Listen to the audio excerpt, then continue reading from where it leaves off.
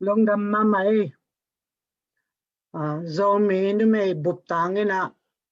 thugen khuan nga kai manina makai te tung long đam ma mai ke kamin pen don ngai lian hi kom na pen US kam Columbus Ohio State ya oming zanin zong GZ te lungdam ko na at pat na patot na dong na ngai the ngina nu me pol khat ki hela hi manina I khan to na muing kalung dam mama tuni na zong zomi nu me te tangina ke ki hel the ka hi manin ki hel liam the ka hi manin zomi nu me bup te tangina lungdam naung ko wing leitunga mimin thang te na thuagen te bang chi hi chiang katun na pen kanu hang hi achi pen atam zo hi mai ve zanina zong GZ te lungdam ko na His Excellency pu how kan sumi na banggen hiam chile aneu tunga kipanina anun pasien thu to apat ta na te gena hi chiang katun na pen to hang hi chin again changin usum pe nong za khang ma lai ding hi bahang hiam chile anu pa toy the hi tunjong niranga noi aki hel kholo pe GZ hi tale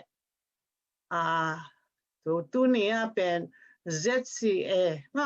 nu me te ong khel sak nai manona tampi tak zomi te khang to ta hang chi amasai nang ge noming zomi te na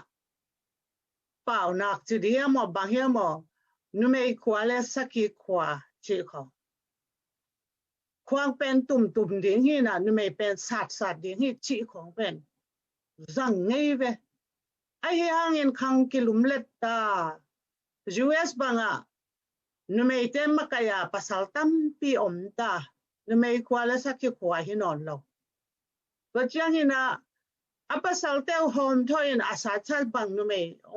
ki mai ta ina kol te na wulle achima bangina pasal te na athuak ki hitama hange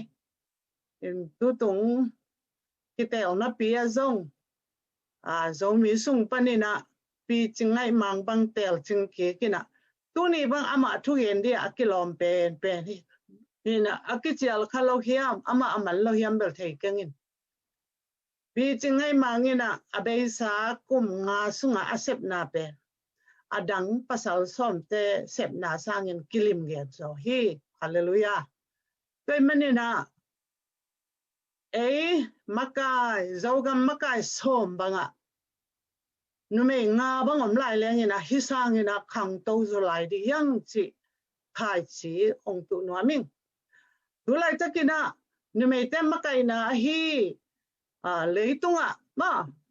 abin thang mama Elizabeth kumpi nuwa hi zongin Zamania Angela Merkel hi zongin Kolgama do Aung San Suu Kyi hi zongin ko te pen pasal te bat lo hin kumpi nu England kumpi nu bang pen ama pian kum som kwale kum nga hita kumpi tau khoma atut pen kum som gupwal nu pa kiten pen kum som sagi wal hina pau ban na vet lo ama kumpi tau khoma atut sungina UK te prime minister pen som le thum bang kilai ama kumpi ahi sungin tulai takin zong hilai American tamada bang som le thum bang kilai ina tua asom le lina Joe Biden bang pe amen alap khalai chi za dong hina numete okna pen nasema mahi chi bana do Aung San Suu Kyi bang kele tulai taka ikitel na pen swak taka pen kitel thelo dingai manin